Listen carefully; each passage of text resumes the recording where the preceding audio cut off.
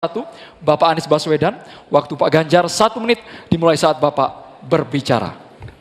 Pak Anies, lagi rame kita mau tanya soal bansos.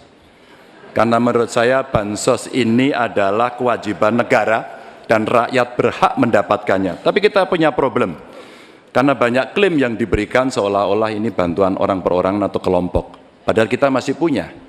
Ada data yang tidak valid, ada cara penyampaian yang tidak benar, ada protes yang kemudian tidak terverifikasi atau terrespon dengan baik. Ini yang menjadi pertanyaan saya kepada Pak Anies adalah, menurut Pak Anies kira-kira bagaimana tata kelola bansos agar 1, tidak saling klaim, 2, bisa tepat sasaran, 3, tidak menimbulkan kecemburuan-kecemburuan, sehingga inilah satu harapan yang betul-betul bisa diterima oleh rakyat. Silakan. Masih ada waktu Bapak? Cukup. Kami persilakan calon presiden nomor urut 1, Bapak Anies Baswedan, menjawab pertanyaan yang disampaikan oleh calon presiden nomor urut 3, Bapak Ganjar Pranowo. Waktu Bapak Anies 2 menit dimulai saat Bapak berbicara. Ya, terima kasih Pak Ganjar. Pertama, kita harus menyadari bahwa yang disebut sebagai bansos adalah bantuan untuk si penerima, bukan bantuan untuk si pemberi. Karenanya dia diberikan sesuai dengan kebutuhan si penerima. Kalau penerimanya membutuhkan bulan ini, ya diberi bulan ini. Kalau dibutuhkannya 3 bulan lagi, ya 3 bulan lagi. Tidak usah dirapel semuanya. Dijadikan sebagai sesuai kebutuhan. Yang nomor 1, yang itulah yang disebut sebagai bansos tanpa pamrih. Kemudian yang kedua, pemberian bansos ini harus tepat sasaran.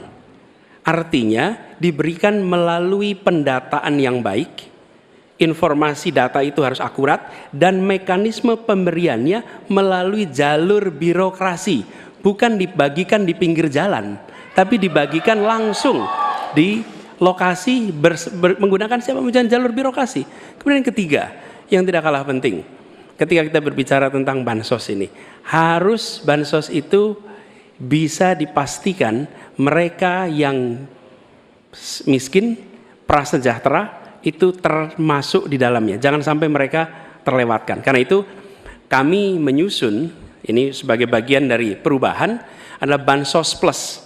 Angkanya ditingkatkan, yang belum masuk masih miskin dimasukkan dan diberikan bekal pelatihan, pendampingan supaya mereka pelan-pelan bisa mandiri dan hidup lebih sejahtera.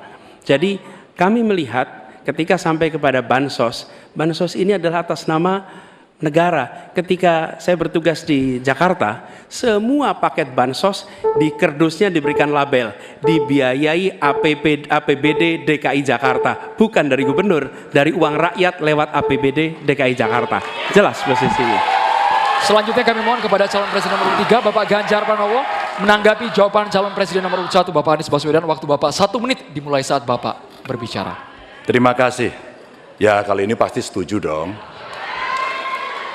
Karena proses logic thinkingnya adalah datanya diperbaiki. Ini yang pernah kita lakukan, dan ketika kawan-kawan Kades sudah bersusah payah, diberikan ke atas, balik lagi pada data yang sama.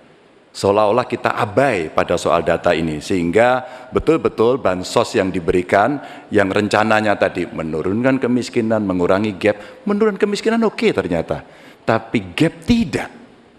Berapapun besarnya, gapnya tetap tinggi. Ini menarik, dan kami punya data yang kita bisa baca, dan tentu saja ini penting. Memang paradigma bansos, sekali lagi, ini betul-betul hak rakyat. Tugas negara dan pemerintah adalah memastikan itu, bahwa ini adalah tepat sasaran dan tepat waktu. Tadi yang disampaikan betul. Dan kami berusul bantuannya ganti aja deh, bantuan kesra, karena tugas negara itu menciptakan keadilan sosial, bukan menciptakan bantuan sosial. Waktunya habis Bapak. Sekarang Bapak Anies Baswedan untuk langsung menanggapi jawaban dari Bapak Ganjar Pranowo. Waktu Bapak 1 menit dimulai saat Bapak berbicara. Mohon tenang hadirin sekalian.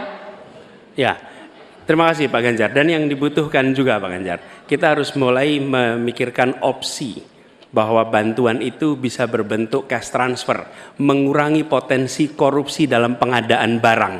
Karena kita tahu pengadaan bantuan sosial itu pada satu sisi memang membantu, sisi lain ini memberikan usaha pada justru usaha-usaha raksasa, karena yang diisikan di situ adalah produk-produk dari perusahaan-perusahaan raksasa. Dan ini yang menurut saya harus koreksi. Bila bantuan itu diberikan langsung dalam bentuk cash, ini salah satu yang perlu kita pertimbangkan. Mereka langsung gunakan sesuai dengan kebutuhannya. Lalu yang soal data. Data ini sesungguhnya bisa dikerjakan bersama-sama. Kami pernah lakukan di situ, pasti sama nih Pak Anjar, berikan kepada RT, RW, mereka musyawarah mencocokkan siapa dalam daftar itu yang benar, siapa dalam daftar yang keliru. PKK, LMK, kemudian Karang Taruna, RT, RW, mereka bisa membantu. Datanya akurat, dananya dipakai sesuai kebutuhan. Makasih. Waktunya habis Bapak. Ya, untuk sesi selanjutnya kita berikan kesempatan Capres nomor urut 1 untuk bertanya ke Capres nomor urut 2. Kami persilakan Pak Anies untuk bertanya kepada Pak Prabowo. Waktunya 1 menit dimulai dari Anda berbicara.